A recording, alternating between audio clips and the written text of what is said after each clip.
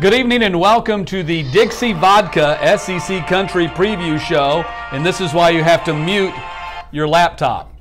How about that for a start to the show? Couldn't have been better. All right, practice is over. Let's start all over. All right, welcome to the Dixie Vodka SEC Country Preview Show. I'm your host, Matt Stewart. This is my partner, Forrest Conley, former Florida State National Championship offensive lineman. Coming up in the next 60 minutes, of course, as you probably know by now, the Georgia Bulldogs are ranked #1 in the first college football playoff rankings, and they host South Carolina on Saturday. Alabama is the #2 team in the rankings. They get LSU on Saturday. Going to preview both those games. And the Florida Gators are officially in the market for a new head coach, having fired Jim McElwain on Sunday. They'll be at Missouri. We'll hit all that news, plus preview all the big games coming up in the next hour here on SEC Country Dixie Vodka Preview Show.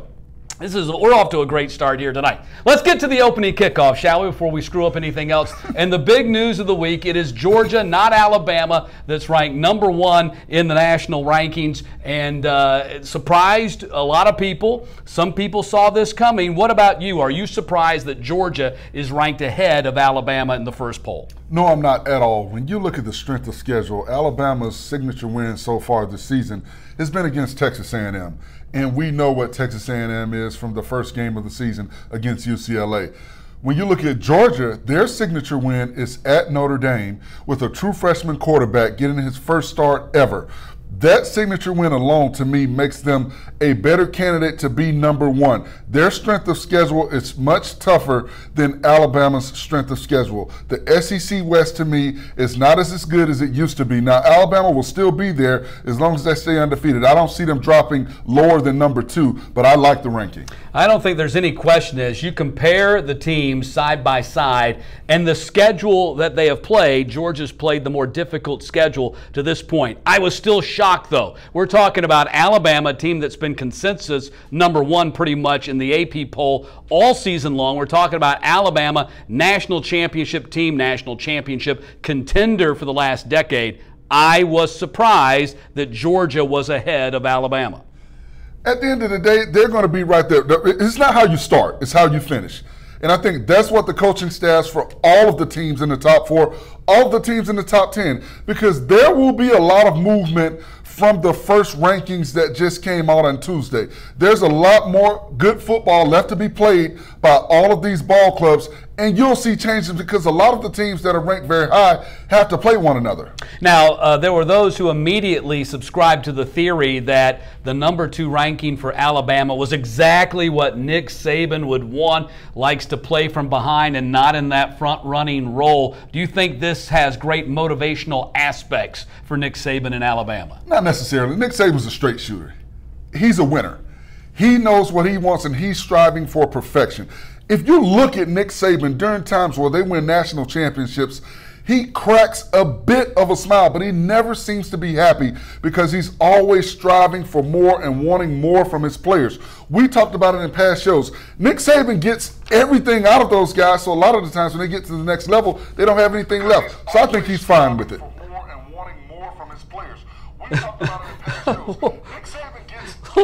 I am killing this. I don't know how I just did that. So this has been a red letter day so far here. Obviously, we'll try to make the next 56 minutes a little bit better. Over the next month, these two teams are on a collision course to get to the SEC championship game. They have difficult schedules. Georgia certainly has a difficult schedule, as does Alabama. But if these two teams continue to win out, one of these teams is going to lose to the other on December 2nd.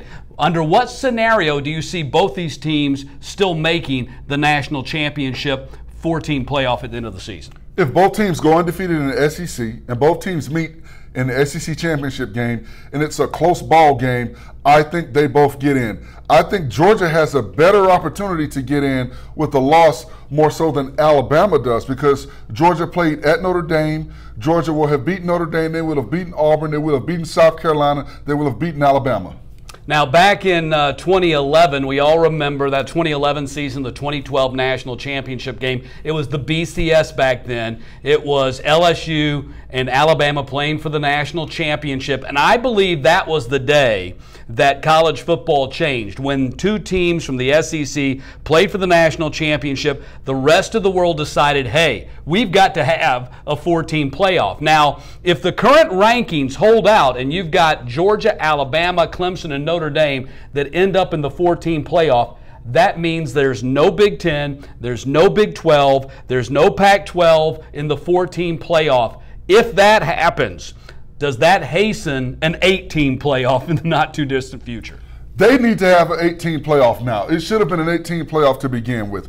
With an 8-team playoff, you've got all 5 Power 5 representatives as far as conference champions in. You get 2 at-large bids, and then you get that one group of 5 team if one goes undefeated. If not, you have 3 at-large bids to go with the Power 5 champions. So I think it should have been 8 to begin with. Oh, I totally agree with you on that, and that's always been the formula that I'd like to see. A guarantee for every conference champion in the 5 power conferences, and then you can choose your 3 at-large teams. That allows for Notre Dame. That allows for a situation like you might have this year, where you have 2 teams that are at the top of the rankings like Georgia and Alabama. One of them's going to lose that first Saturday of December. That allows for that safety net there by giving an avenue for both those teams to make it, but not cutting out any of your conference championship teams. All right, that's going to finish off our opening kickoff. Let's get to the first quarter, shall we? And remember that the first quarter is brought to you by Dixie Vodka. And we've got something to tell you here. It's the Dixie Vodka big ticket giveaway for the final game in Atlanta on January 8th. Don't miss out. Go to seccountry.com right now to enter Dixie Vodka, the South's best tasting vodka. You don't want to miss that. Now, let's move along to our very first game that we're going to preview here tonight. That's number 19 LSU at number 2 Alabama. This is an 8 o'clock Eastern time kickoff on CBS. It's prime time national television. Mike Bambach covers the Crimson Tide for SEC Country. He now joins us on the Dixie Vodka SEC Country preview show. Mike, thanks a lot for being with us again. Oh, it's great to be with you guys, too. You know, Alabama, number 2, not number 1 in the first college football rankings. Now, of course, Alabama Crimson Tide fans are very familiar, very accustomed to the national rankings. They know the scenario. They know how this thing plays. What was the reaction among the fans in the Alabama nation in regard to the first rankings and the Tide not being number 1? And was there any reaction whatsoever from the program? We know not from Saban, but maybe from players. Well, the players are going to leave their commenting to their play on the field, which is not going to be good news for LSU. The fans are fired up, even former Alabama players. Alabama's favored by 21 points. LSU hasn't been that big of an underdog since 1994 against Florida. But generally, Alabama fans are just tired of hearing that the Tide haven't beaten anybody this season. You know what? They've beaten everybody. They're 8-0. They're number 1 in the AP Top 25 and Amway coaches polls. Look for Alabama to come out flying and not let up for the rest of the season. Mike, Alabama leads the SEC in scoring, rushing, total offense, scoring defense, rushing defense, and total defense. We know the committee ranked them number 2. What do you think about the ranking, and what do you think Nick Saban will use that as a motivational advantage? I think the ranking is preposterous. Alabama is the best team in the country, period. But this could have been the best thing to happen to Alabama, as SEC Country's Christopher Walsh wrote this week. It's not just the motivation, it's motivational gold for Saban. And not just because they got the number 2 ranking. It's that Alabama is ranked behind another SEC team, Georgia. Think about that for a second. The Tide has won 22 consecutive SEC games, including 2 conference title games. They're unbeaten this season, and yet they're behind another SEC team in the playoff rankings. And Saban's teams, as we know, are at their best when they feel disrespected. Remember how they responded after Vanderbilt upset Kansas State and boasted, "Alabama, you're next"? Alabama dismantled Vandy 59-0. And this team, the Alabama team, was already on a mission after losing last season's national title game to Clemson on the game's final play. So yes, I think Saban is going to use this, and it's just going to make Alabama that much tougher to beat the rest of the way. Mike, the Tide have won 6 straight in the series since that January 2012 BCS National Championship game. Prior to that, LSU had won 2 straight and 3 of the first 5 meetings since Saban had taken over as the head coach. So what's the biggest reason this series has shifted so heavily in the Tide's favor ever since that night in New Orleans when Bama shut them down and won the national championship? That's a great question, and SEC Country's Mark Burnett had a great take on that this week, pointing out that BCS title game has completely changed the way we look at both teams. And now Les Miles, the losing coach in that title game, had some interesting comments to Pete Thamel of Yahoo Sports about the real difference is how not just the fact that Saban has had unprecedented recruiting success, but he's also probably had unprecedented success in attracting coaching talent, and how that coaching talent has made an incredible difference. Brian Dabble stepping in this year as offensive coordinator. Lane Kiffin is out as offensive coordinator before the title game last year, and Steve Sarkisian steps in. They don't miss a beat. So I think unprecedented recruiting, the way that he shaped the physical defense, which every other team in the SEC is trying to copy. Look at Georgia and Kirby Smith, who comes from the Saban coaching tree. I think those are some of the factors as to why the teams have gone in different directions. It comes down to coaching, and Saban is the best one of them all. Well, Mike, Harris, Hurts, Scarborough, they lead a lethal rushing attack for Alabama. Do you think they'll have that same type of success this weekend against this LSU defense? You know, I think they do. I know that LSU is only 47th in the nation. They're allowed about 146 rushing yards per game. Alabama has had 4 300-yard rushing games this season. So keep in mind that Josh Jacobs will play Saturday. Saban said earlier this week.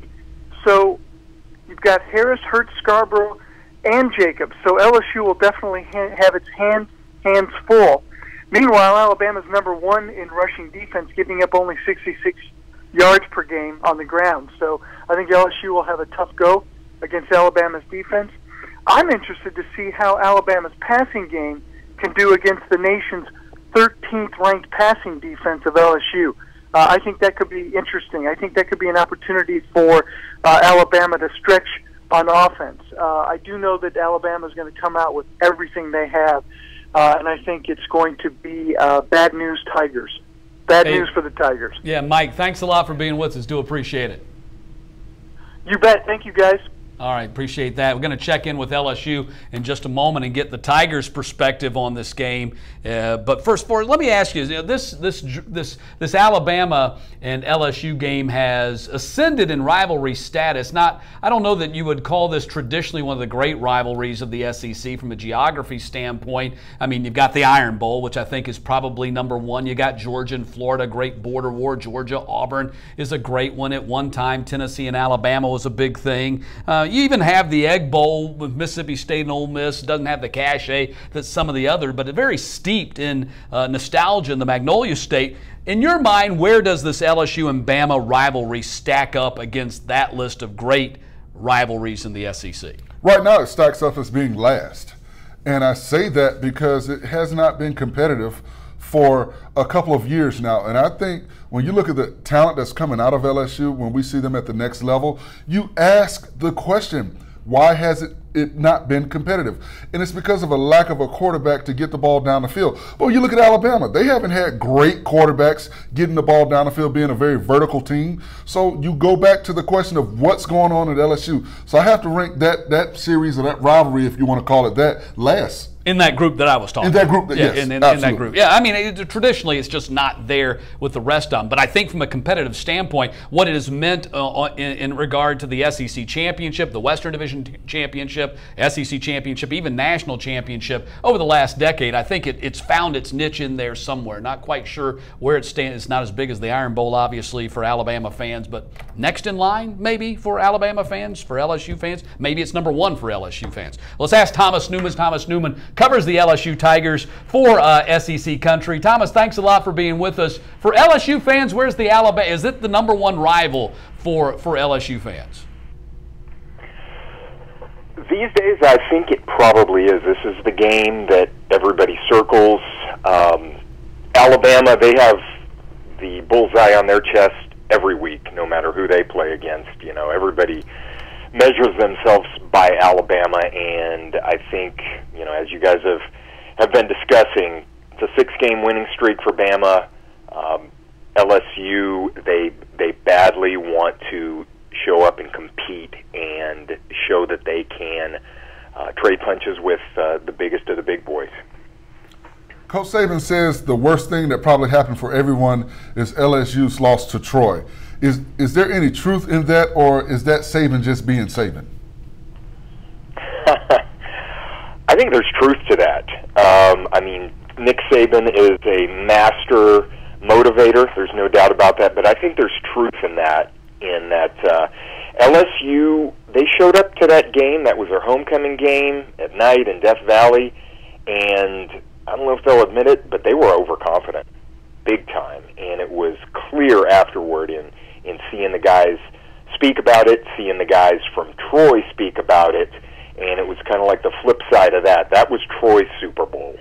And LSU better bring that kind of hunger to this Alabama game, because they took Troy too lightly, and they got embarrassed. And that next week was traumatic, I think, for Tiger Nation.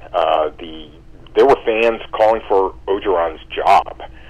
You know, just a few weeks into his tenure as a permanent coach, and that's almost unheard of. But that's how embarrassed the team was, the fan base was, and I think they got scared straight by that. And there's no sleeping tiger anymore.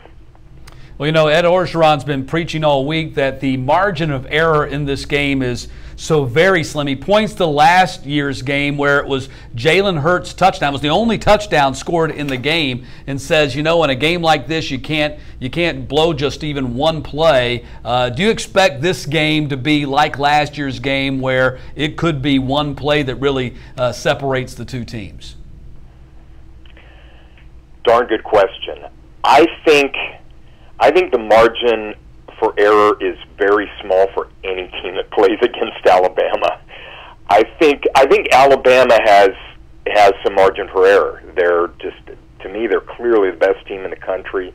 Georgia's darn good, don't get me wrong, but I think if LSU goes in there and plays a flawless game, they can create some turnovers, you know, then we can have a conversation. I don't think LSU has very much room for error at all, but, you know, Alabama, I think they can make some errors and still probably beat just about anybody in the country. Well, it can't be understated that LSU doesn't have a dynamic player at quarterback.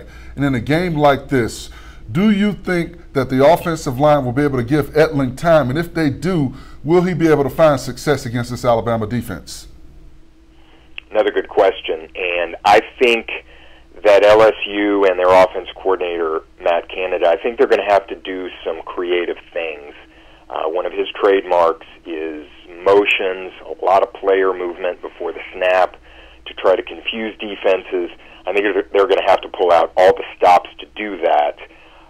LSU has a pretty young offensive line. They've been hit and miss at times, and this will be a real test for them going up against that Alabama front seven. I think Danny Etling is going to need to be ready to evacuate the pocket at a moment's notice all the time. I think LSU is going to need to really mix things up, excuse me, both motion-wise and with their play calling. I think they're going to want to use some jet sweeps. I think they're going to use some shovel passes.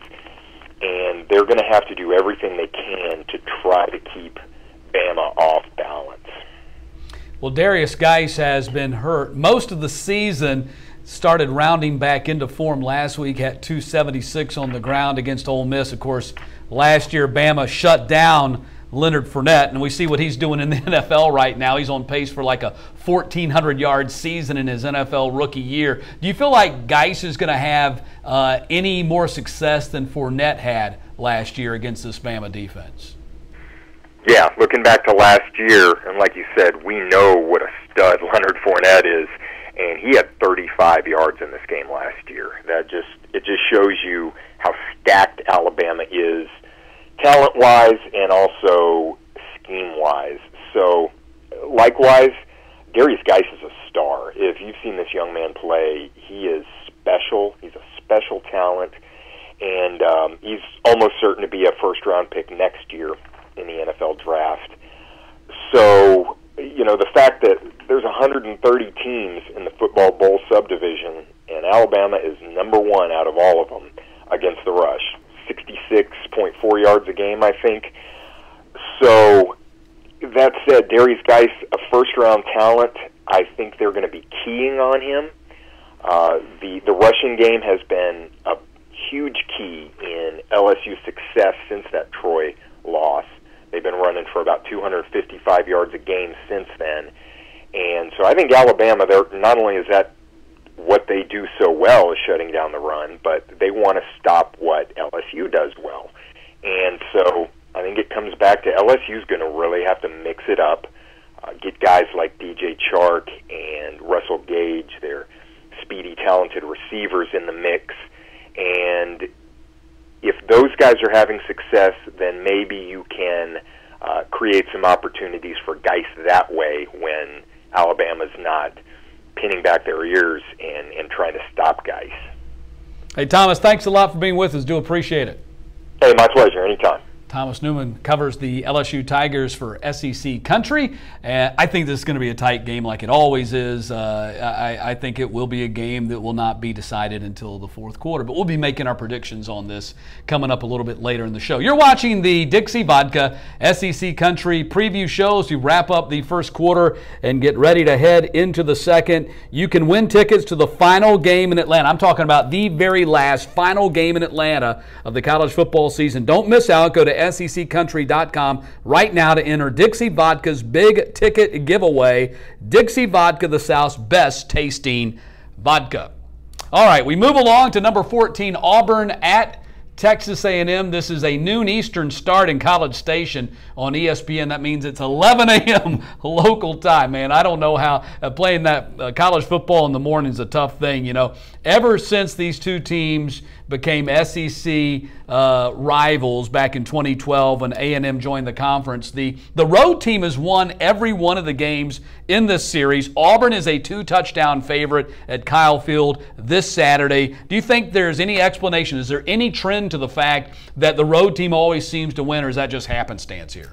I think it's happenstance. When you talk about playing in a hostile environment, you have to play instinctively, you have to use your athletic ability, and you have to play as a team more so than when you're playing at home. For an offensive lineman, you can't hear the snap count. You have to be focused, you have to be tunnel vision, you have to look for movement inside from your teammates. Everyone depends on one another, and it's more of a team atmosphere. So I think it's just happenstance that the away team is winning all these ball games. The Tigers' only 2 losses this season at Clemson, second game of the year, and they lost to LSU in a game in Baton Rouge where they had a 20-point first-half lead. They still have number 1 Georgia and number 2 Alabama on their schedule in the month of November. So Auburn still has a chance for this really to be a big season for them, or a really bad November. Are they up to that challenge in your mind? Well, when you think about Auburn, everything's set up for them to be successful. You beat number 1 Georgia at home. 2 weeks later, you get what will very likely be number 1 Alabama at home. If you pull that off and then go to an SEC championship game and beat which will probably be a top 5 Georgia ball club again, we can see our first 2-loss team get into the college football playoff. There's nothing that the committee could say or do to defend not putting the Auburn Tigers in the playoff if they're able to pull off that. Now, I don't think it'll happen. Yeah, right. But it's feasible to say that we could possibly have a 2-loss team in the college football playoffs this season. There's no doubt. I mean, if they beat Georgia, they beat Alabama, they get in the SEC championship game and then beat Georgia again, Auburn's going to be in that Final Four. But that's a lot of ifs, and I don't know that they've shown the mettle to be able to do that. Now, they might get one win in there. They might knock off Georgia in the regular season, or they might knock off Alabama in the regular season, but they won't do all of that you just said. Or they might not do any of it. I think the high likelihood is that they don't do any of that. Well, let's say they lose both of those games at home, and it's a blowout. Then now you've got Coach Malzahn going from possibly being the first 2-loss team in the playoffs to being on the extreme hot seat. So that's the funny and tricky thing about college football. It's win and stay in as far as keeping your job, and it's win to try and get in. Now, you know, if you had said before the season started that Cam Petway was going to be hurt most of the season, would basically be a non-factor here in 2017, which has been the case, and now he's out for a quote-unquote extended time with a fractured scapula. You'd probably say, well, Auburn's in trouble or they're not having a good season. That has not been the case, though, because of Kerryon Johnson. What does that tell you about the Auburn offense, that they've been able to survive without Petway and get a pick-me-up from Kerryon Johnson?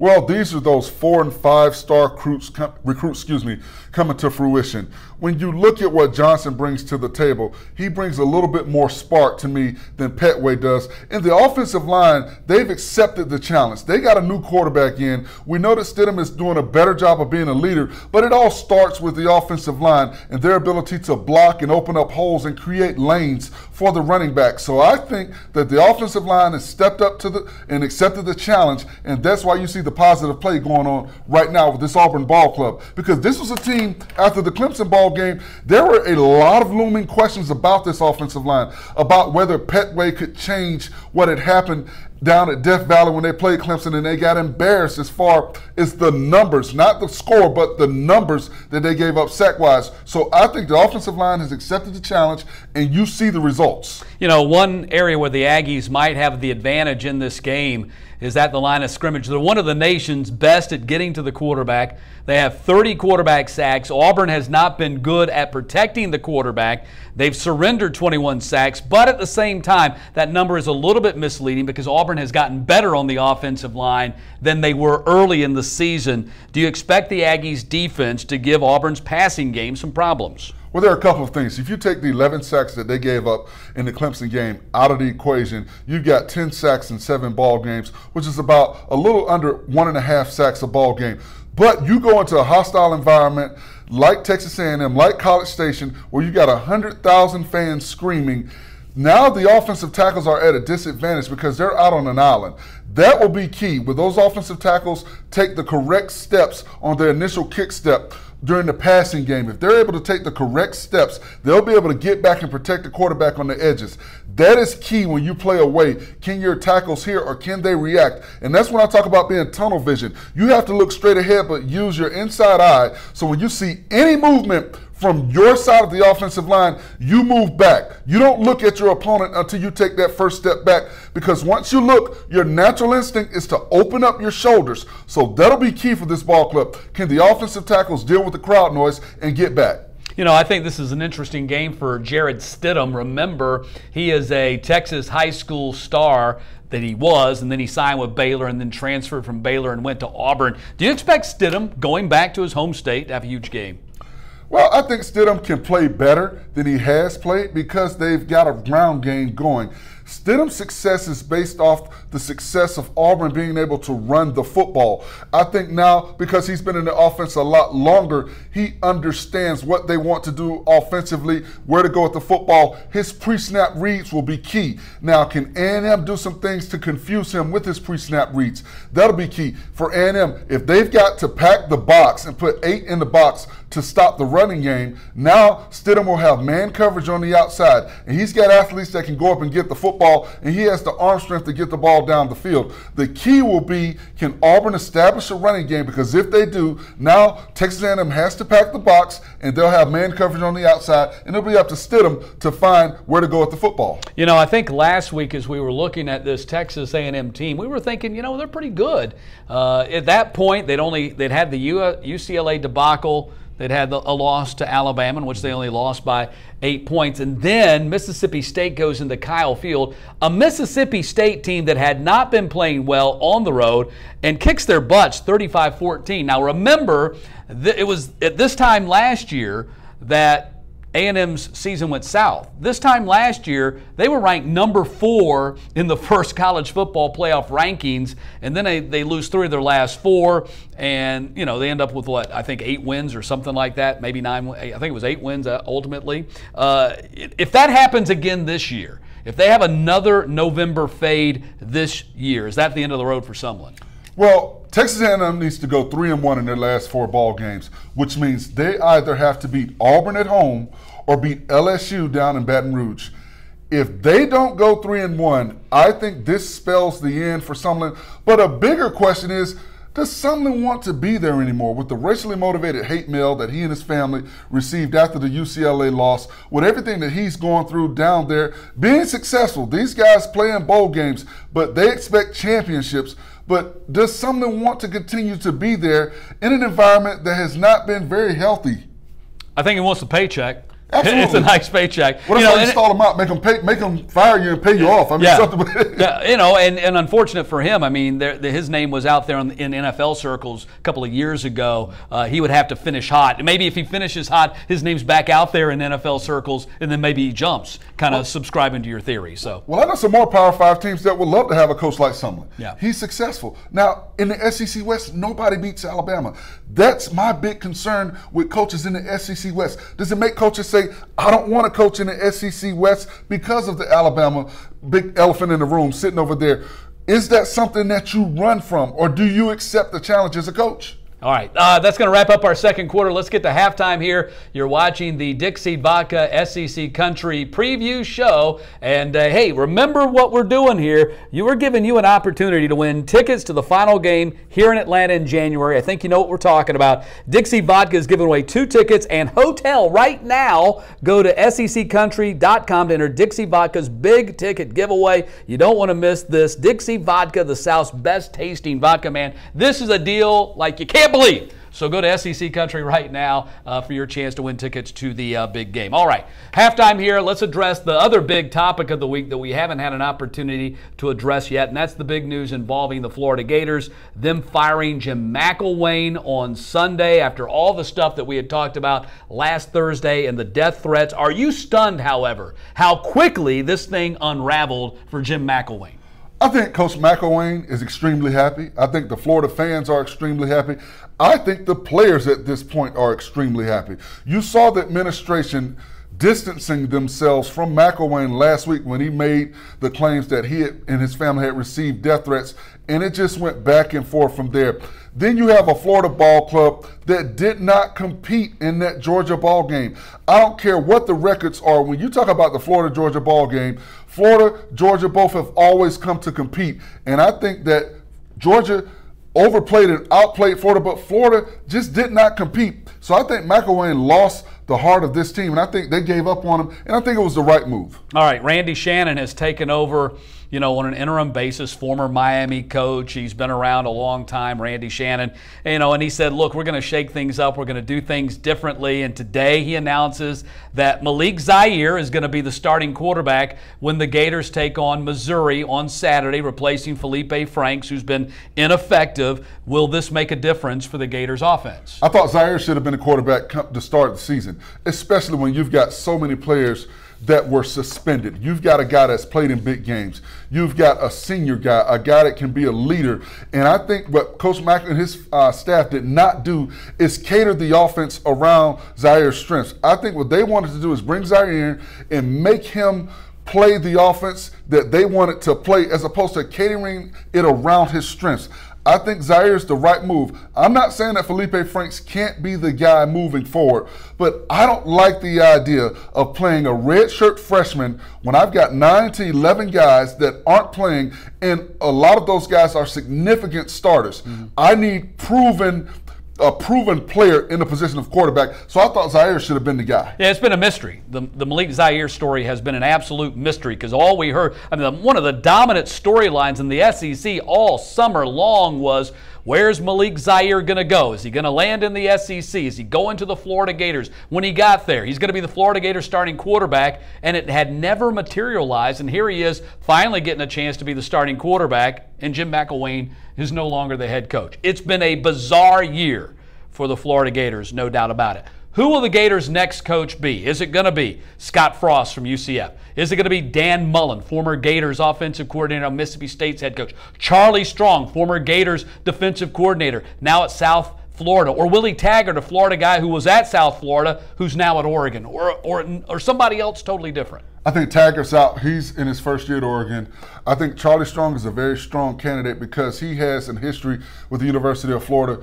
Mullen, you talk about Mullen, you talk about what he's done at Ole Miss, Mississippi State. You bring Mullen in. You remember he was there during the Tebow years, during the years where they had a Cam Newton prior to him going to junior college and going over to Auburn.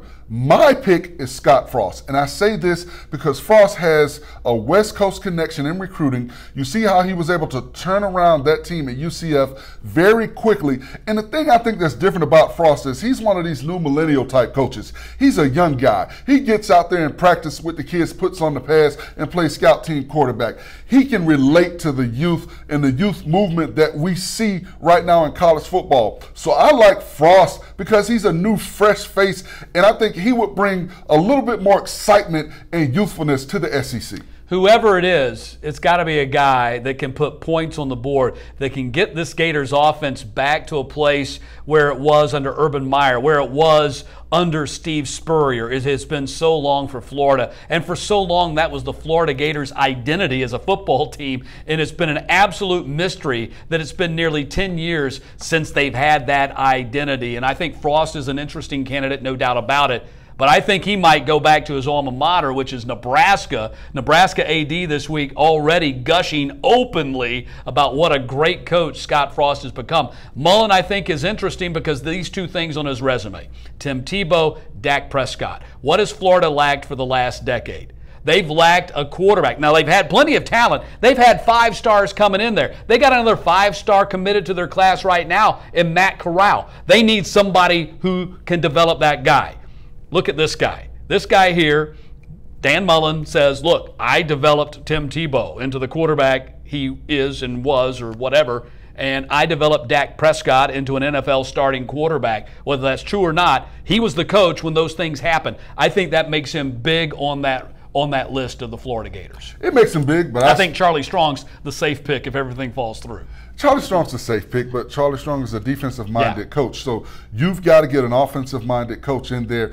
And that is the thing I think that sets Frost and Mullen apart from every other candidate. Now, a guy we have not mentioned is Chip Kelly. Chip Kelly is out there, and I think Chip Kelly is oozing to get back into football. A lot of people say, well, he wants to be in the professional ranks. I think Chip Kelly is better suited at the college football level because of his ability to teach kids, and you've got the type of talent down there at Florida already.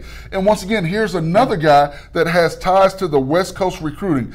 I think when you're talking about taking a Florida job, you've got to look. You can't just go in and snatch all the Florida talent like you used to. You've got South Florida with Charlie Strong getting talent over there. You've got Frost, if he stays at UCF, getting talent there. You've got Butch Davis down at FIU snatching talent. You've got Lane Kiffin at FAU. So I think the talent, you don't have as big of a pool as you used to. And Mark Richt at Miami, they're relevant again. Remember, they're unbeaten. Absolutely. They're number 10 in the rankings this week in the national playoff. All right, let's move along here as we wrap up the halftime show and move on to the third quarter. You're watching the Dixie Vodka SEC Country Preview Show. Dixie Vodka, made by Southerners for Southerners, and the South's best tasting is available only in the South. Don't forget to go to seccountry.com to enter Dixie Vodka's big ticket giveaway. Hopefully we'll see you in Atlanta in January 8th, for the big game. Let's get back to the previews, and we start the second half with number 1 Georgia playing host to South Carolina. That's 3:30 Eastern on CBS. Certainly, I think the big challenge here for us for Kirby Smart is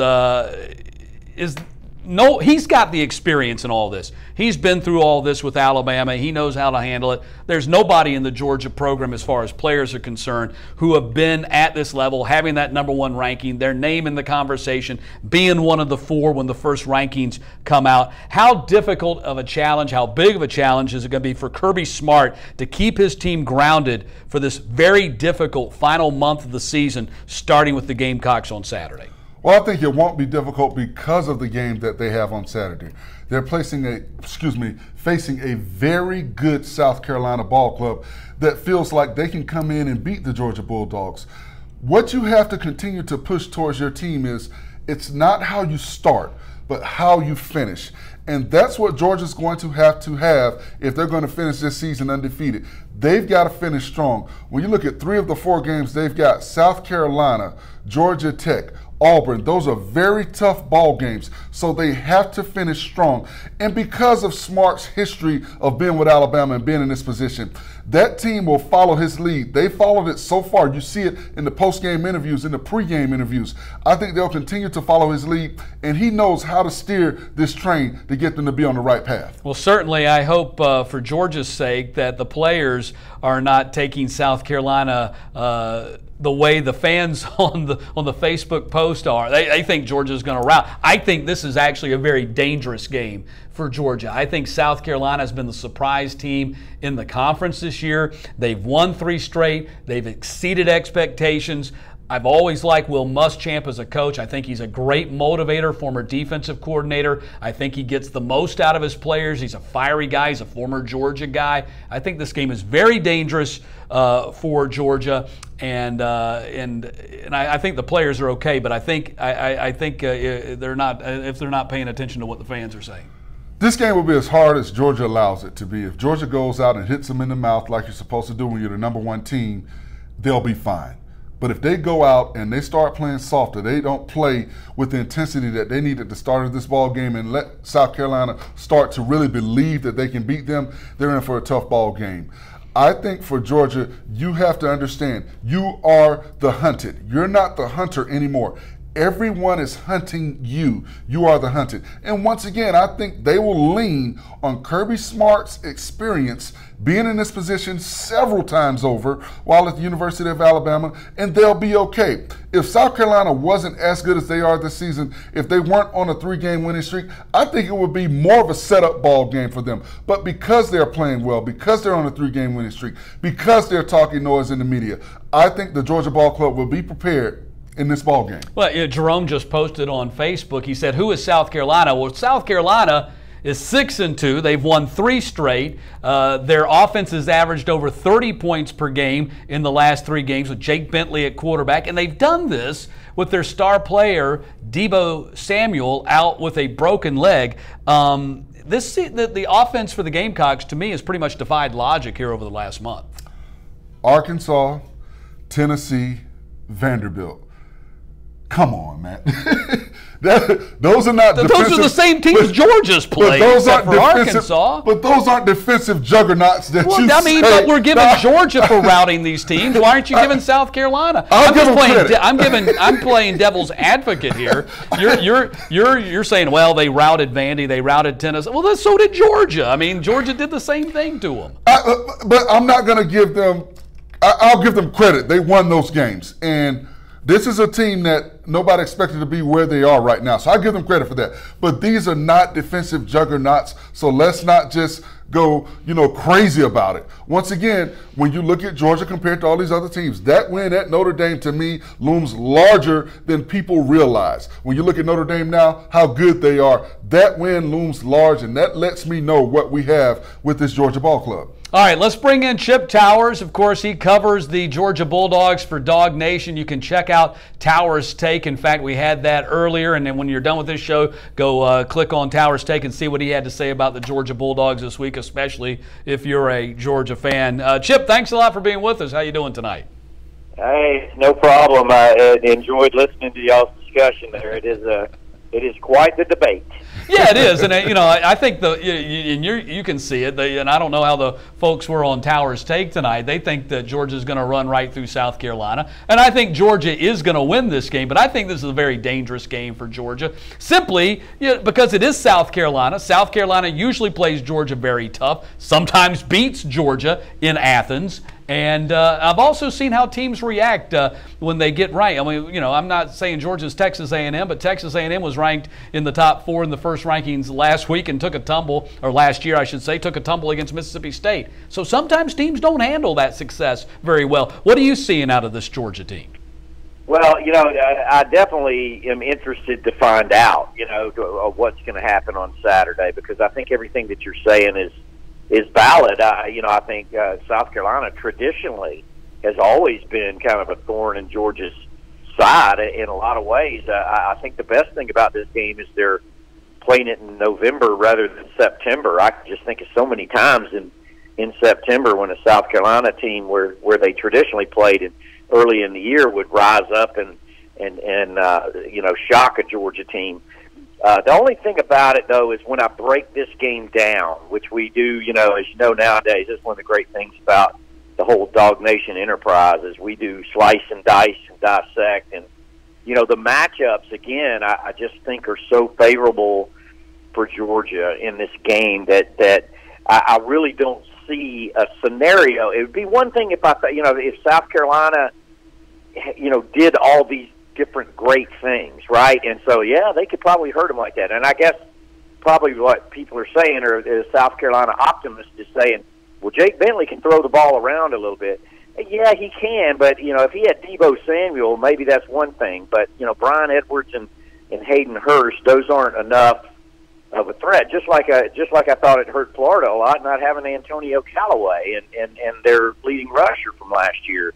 So I think the matchups are tremendously favorable for Georgia. All that said, and I've kind of said this every week, and Georgia kind of keeps proving me wrong, I keep expecting somebody to play them a little closer than they are. Those lines keep getting bigger and bigger, and Georgia keeps covering. So, but I certainly think all the factors that you kind of laid out right there tell me that they're not going to blow South Carolina out of the building like a lot of these other teams have gone down. Chip, what does it mean to have Will Muschamp return back to the hedges, but now leading the South Carolina ball club? Yeah, that's going to be interesting. I don't think it means much. These guys are so far removed from all that, and look, the one thing I've learned over the years about all this, especially, there's so much Auburn, Georgia crossover that I've witnessed over the years, starting with Vince Dooley and Pat Dye, and then continuing all the way through to modern day. It's about the money, it's about success, it's about nothing else. And so, Will Muschamp is coming back with nothing more on his mind than just trying to get a 7th win and a better bowl bid and get his football life extended in Columbia, South Carolina. Now, they kid each other and they rag. Will said something this week about how he always beats him in basketball, or used to always beat him in basketball.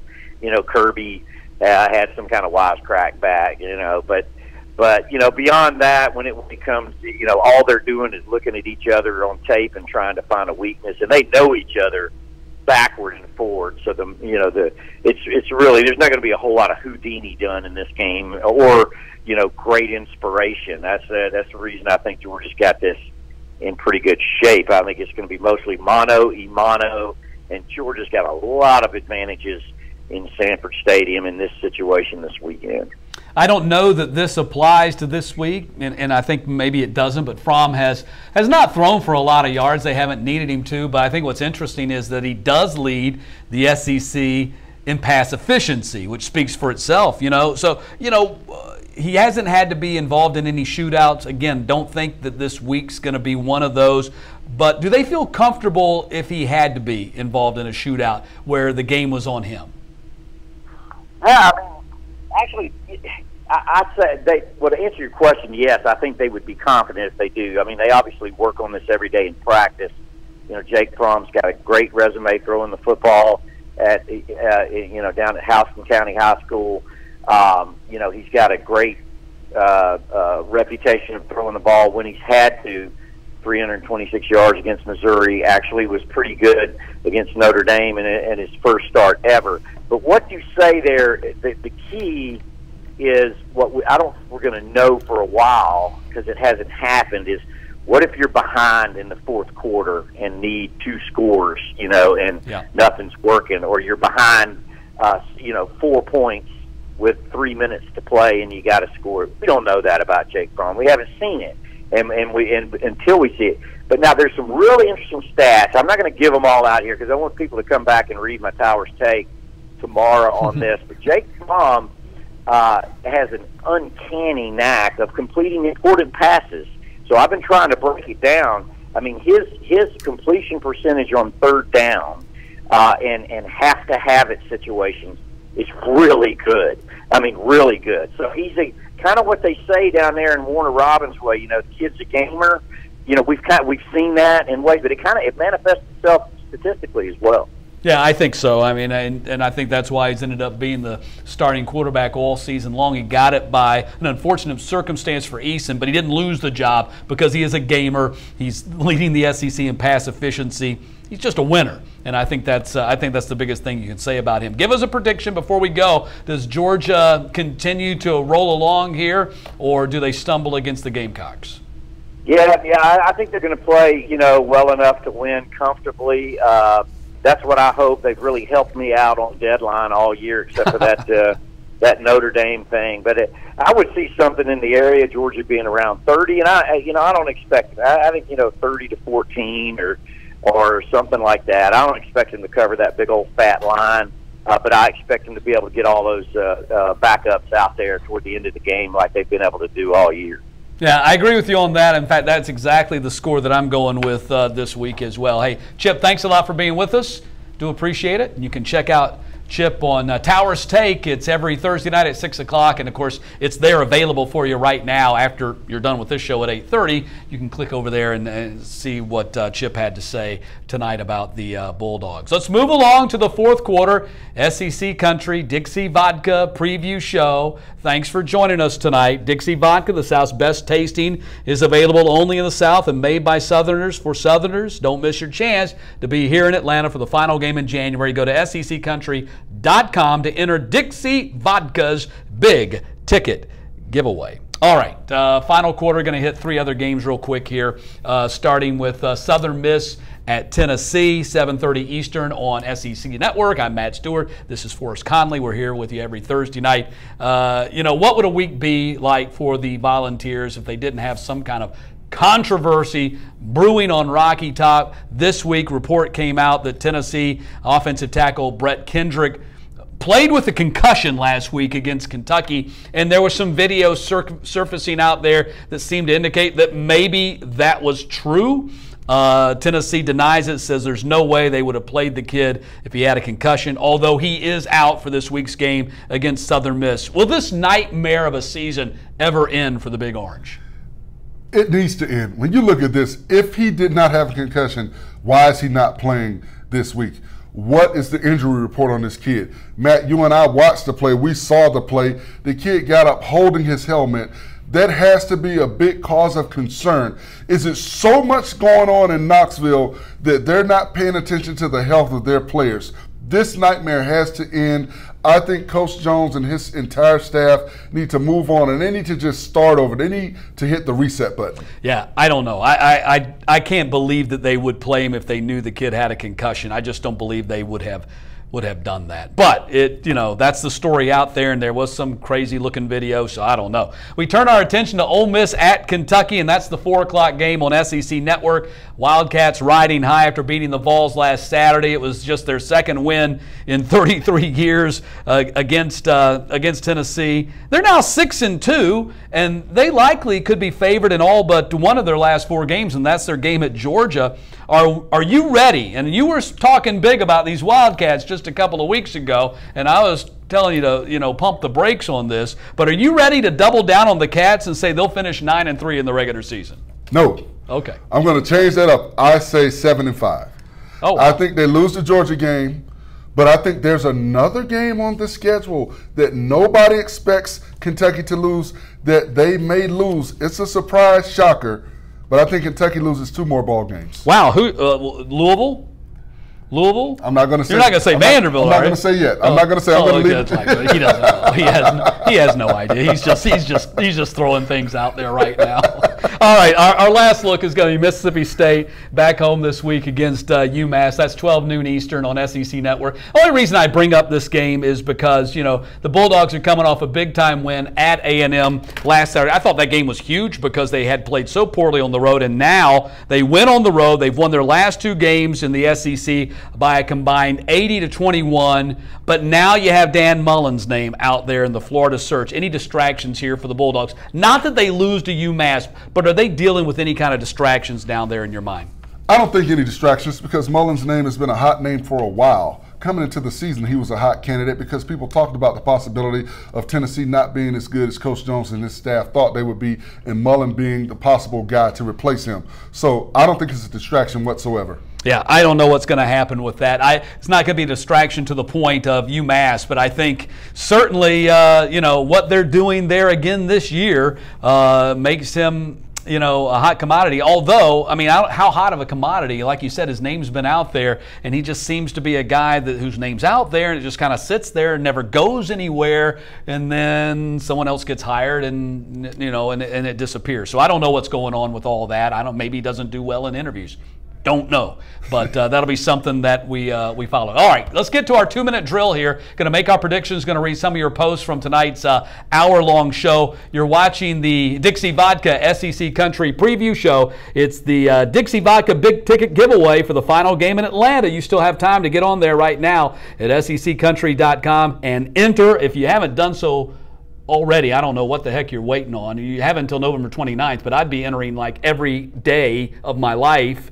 Dixie Vodka, the South's best tasting vodka. You want to be there for that big game on January 8th. All right, let's get to some posts here. Cliff Nelson, Tide has played no real competition. LSU will be the best team they play as usual.